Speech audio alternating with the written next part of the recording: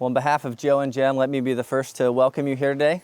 Thanks for coming to celebrate them and to support them and to serve as witnesses of the covenant they are making today. Joe, I've had the privilege of knowing you for quite some time now. We were literally talking last week in the office about how we met on an ultimate Frisbee field over about 9 years ago. And I've had the privilege of watching you go from a brand new follower of Christ who knew almost nothing about God to a coworker that I get to work alongside as we get to try and point other people to Jesus. And it's been an honor to watch God grow you in wisdom and maturity over the course of those 9 years. Now, I thought things were going really good for you, and then one day I found out you started dating a girl from Kent State, of all places. And I thought, come on, Joe. However, over the course of the past year or so, Jen, as I've gotten to know you, I have come to realize, despite your choice of college, that you are a pretty amazing person that Joe is lucky to have. And I've been consistently impressed by your character, your love for people, and your commitment to God. And so up until this point in your lives, you guys have been on this journey with God alone as individuals. But today marks the first day that the two of you will no longer be on that journey alone, but together as a team. And while this new journey will come with challenges, it will also has the potential to provide new strength.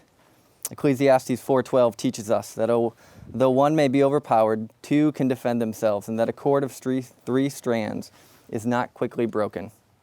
So today it is my hope that the two of you, along with God, will begin a new journey together, not alone, but as a cord of three strands, stronger than you ever could have been on your own. So before we get started today, we're going to pray and ask God for his blessing upon this ceremony. If you guys would join me. Father, thank you for today. Thank you for everything that has led up to this point.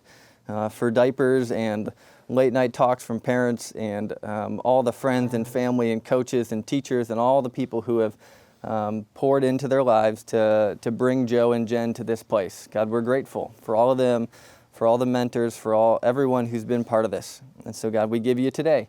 And we ask that you would bless this ceremony, that you would bless their marriage, and that you would be honored by what transpires over the next half hour or so. Father, you're good, and we love you. We ask these things in your Son's name. Amen. Genesis 2:24 says that woman was created out of man, and they were in fact designed for each other. And for this reason, a man will leave his father and mother and be united to his wife, and they will become one flesh. Who gives this woman to be married to this man? Her mother and I.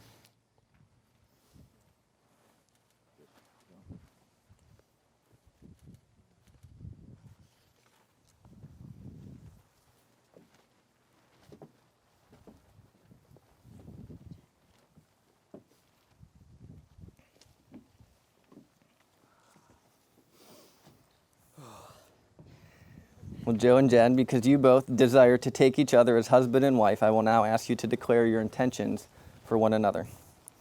Joe, will you have Jen to be your wedded wife as you enter into God's covenant of marriage? Will you love her, comfort her, honor her, keep her, in sickness and in health, and forsaking all others, keep yourself only unto her, as long as you both shall live? I will. And Jen, will you have Joe to be your wedded husband as you enter into God's covenant of marriage? Will you love him, comfort him, honor him, keep him in sickness and in health, and forsaking all others, keep yourself only unto him, as long as you both shall live? I will.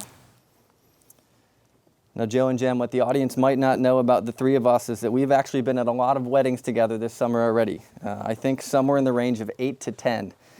And so I know that you guys have heard me teach on marriage many times already this summer.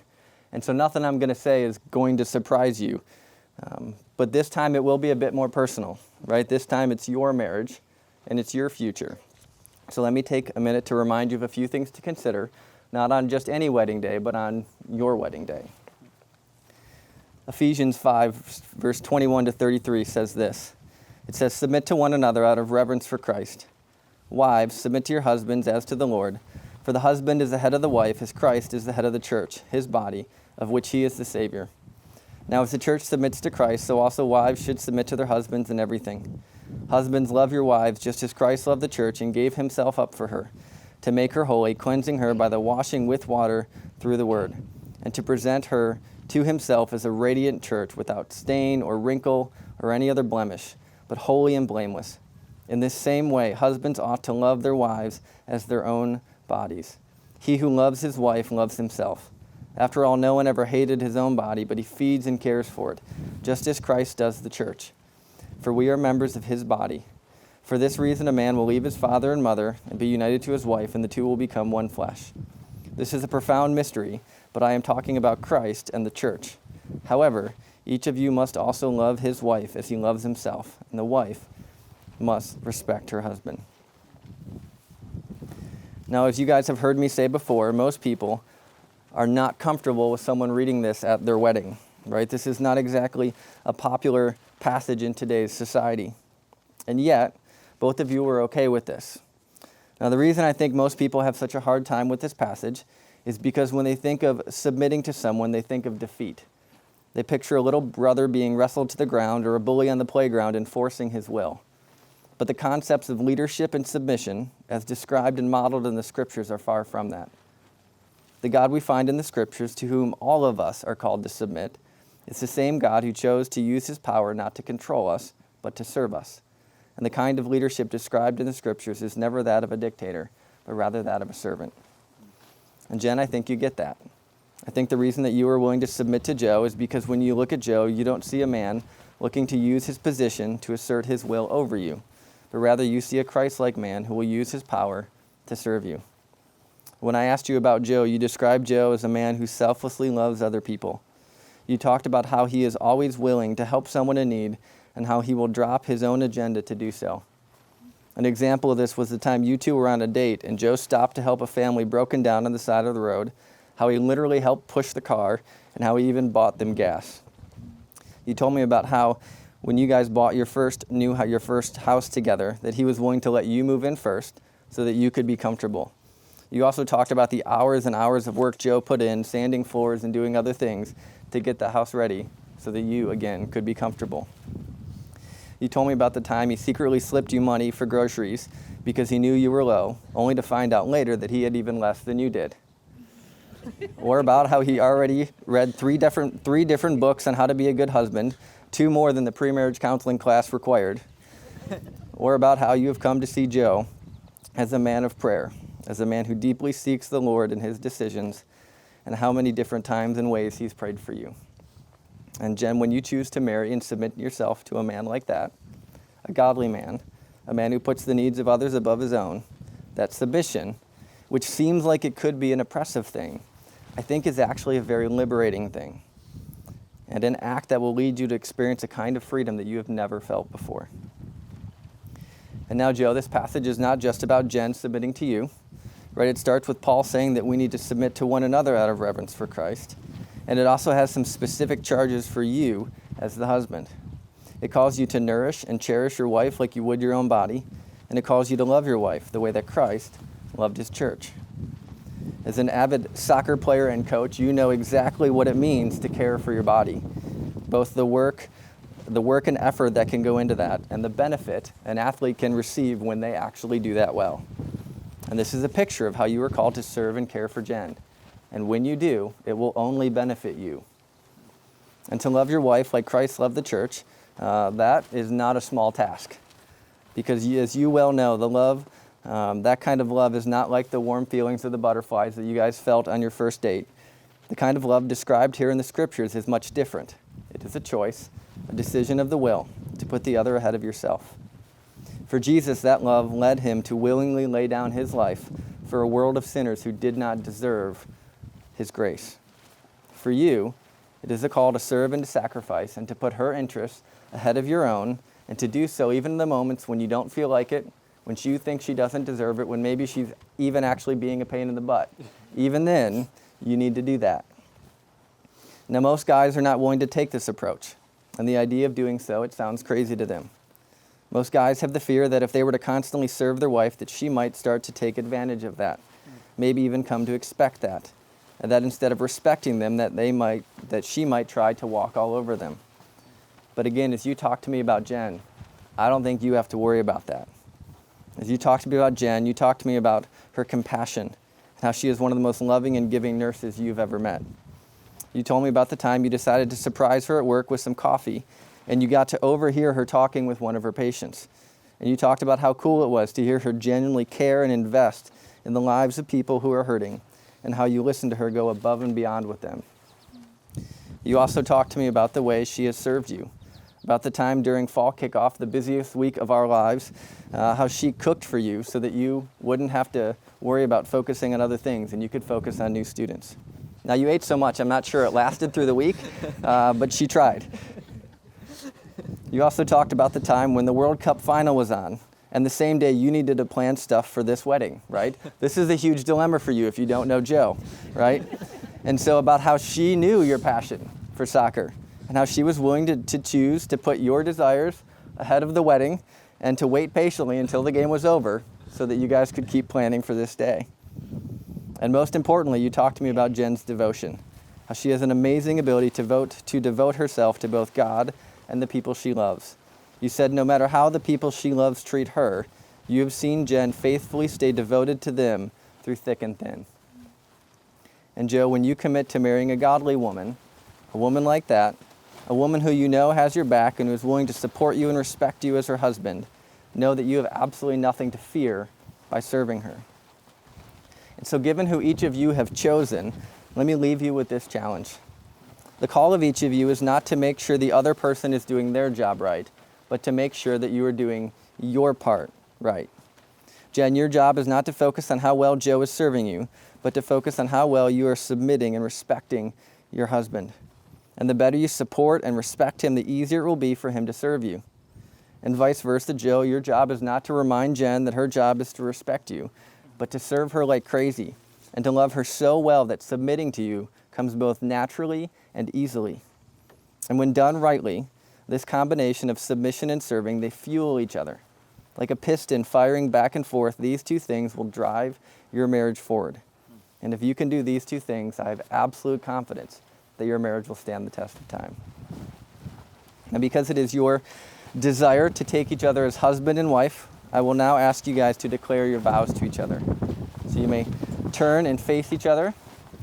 Jo and Jen have chosen to read or to recite their own vows to each other.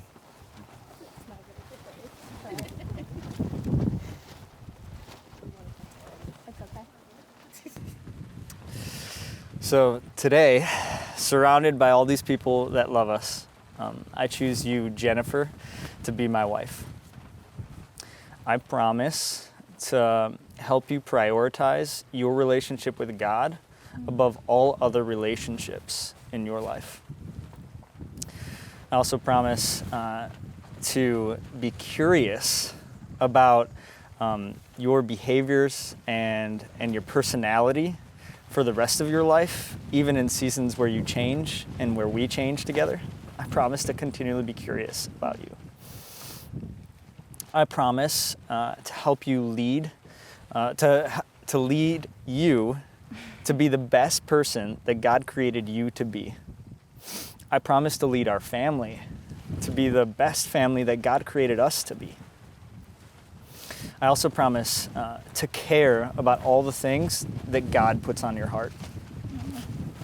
I promise to choose you, to choose to love you intentionally in all seasons of our lives together.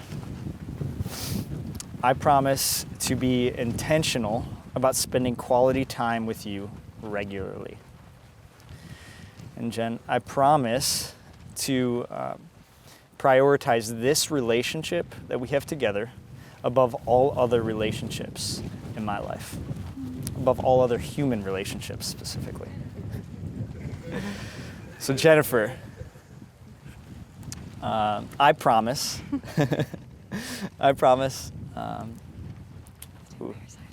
to stand by your side for better, for worse, for richer, for poorer, in sickness and in health, until Christ returns or God calls us home. Thanks.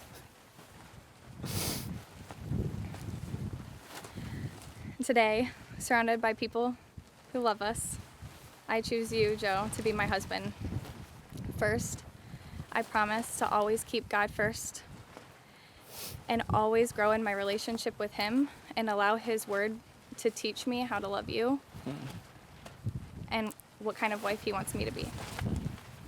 I promise to always respect you, honoring you to your face, and honoring you when you aren't around to other people. I promise to submit to your headship out of reverence for Christ and out of the deepest trust that you want what's best for us. I promise to encourage and support your dreams and ambitions. I promise to love you for every single day of my life, for in the easy times when it's easy and when it's hard, and to learn how to love you more and more each day.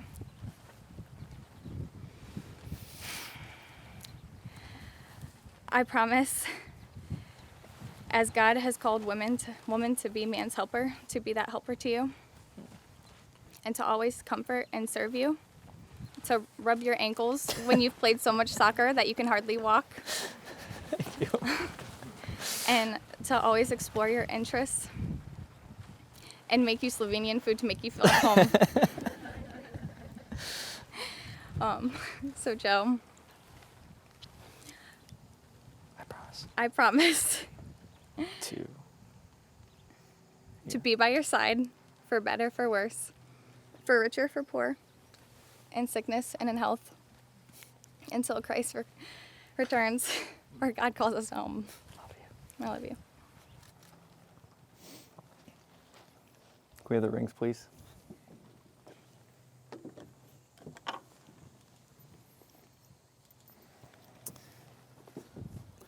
Joe and Jen have chosen rings as a symbol of their covenant.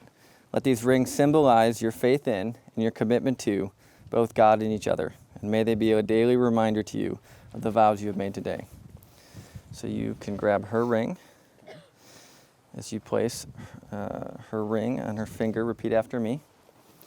Jen, I give you this ring. Jen, I give you this ring as a symbol of my love. As a symbol of my love. And the unending nature. And the unending nature. Of the covenant we have made today. Of the covenant we have made today. Wear it proudly, for I love you. Wear it proudly, for I love you.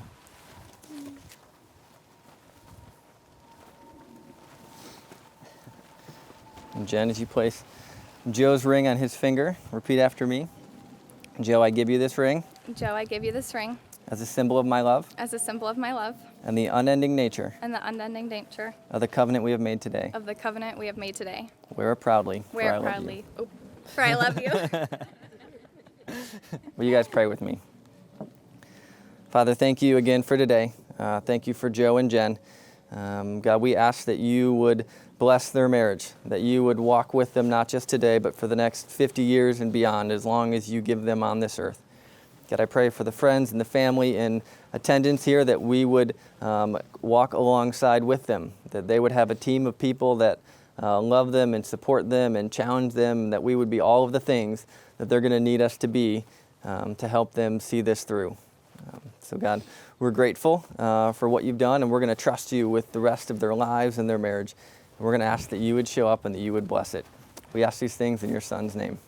Amen. I would now like to invite up Pastor Brian Kunkler to introduce and explain the practice of foot washing.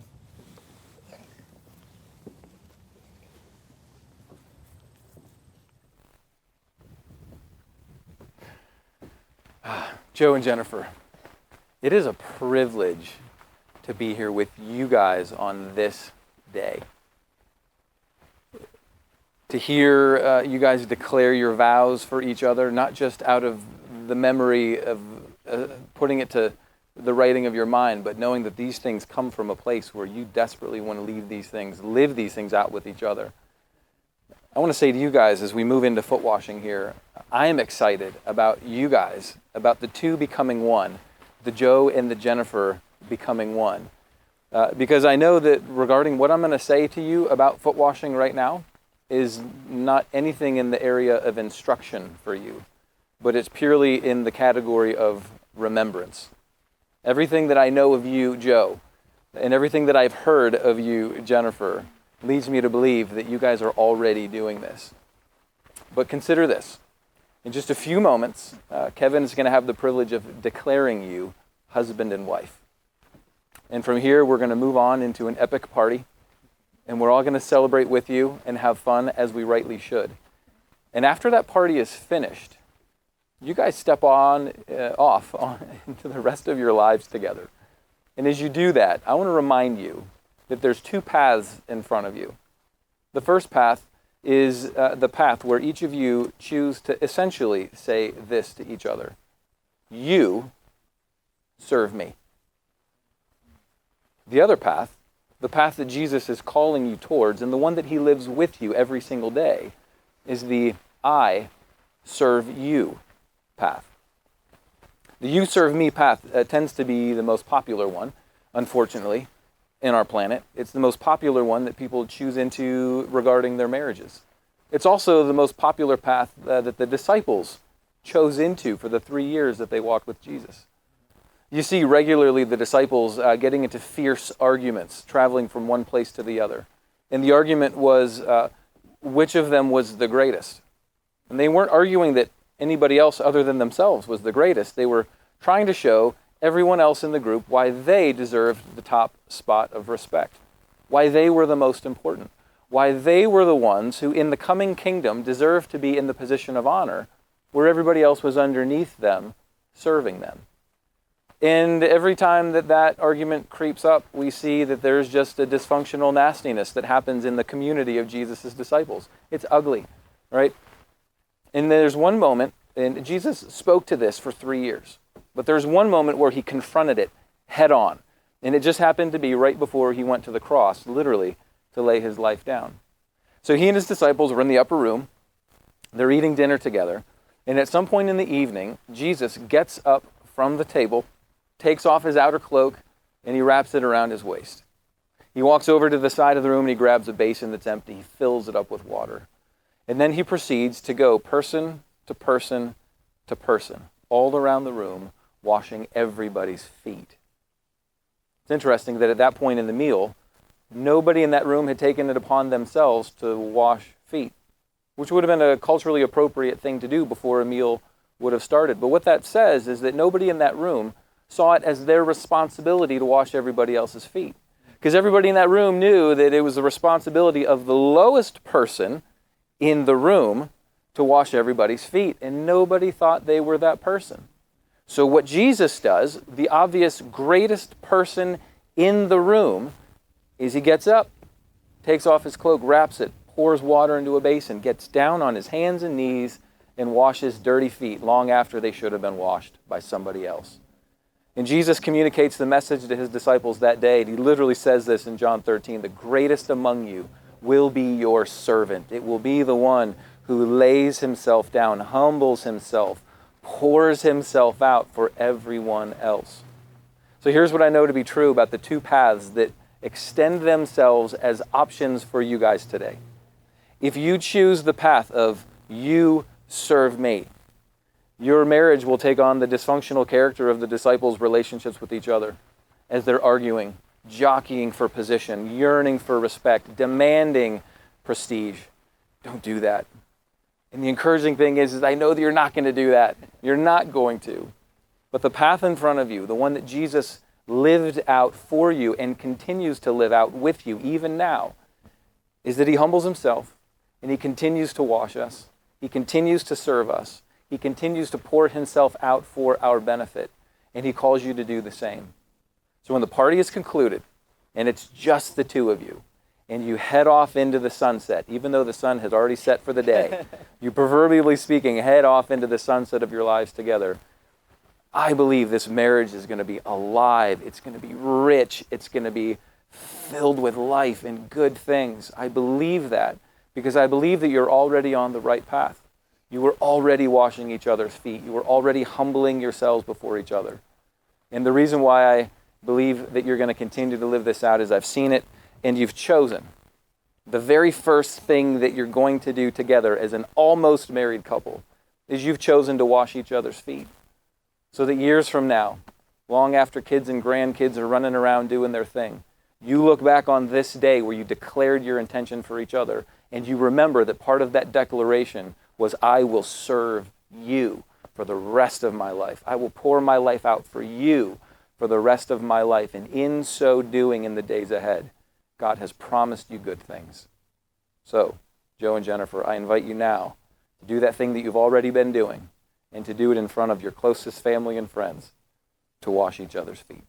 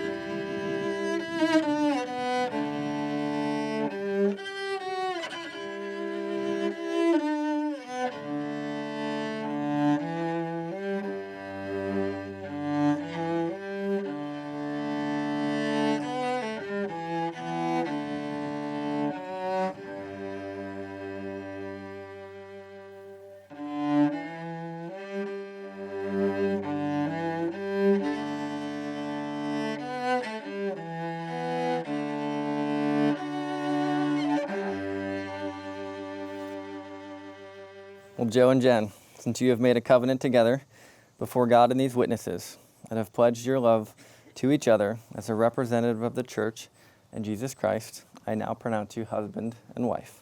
What God has joined together, let no man separate. Joe, you may kiss your bride.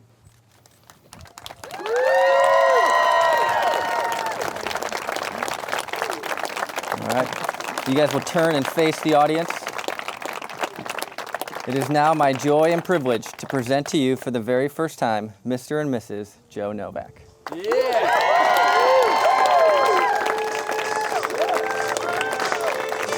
I was blinded, you gave me eyes to see. I was going under, you reached out to me.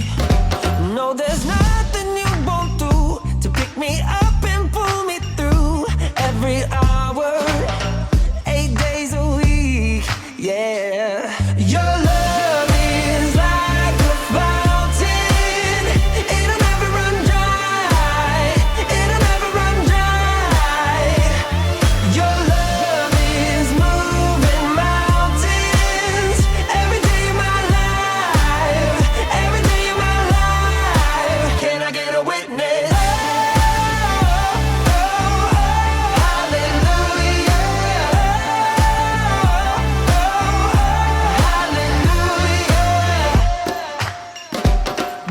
glory, but can't measure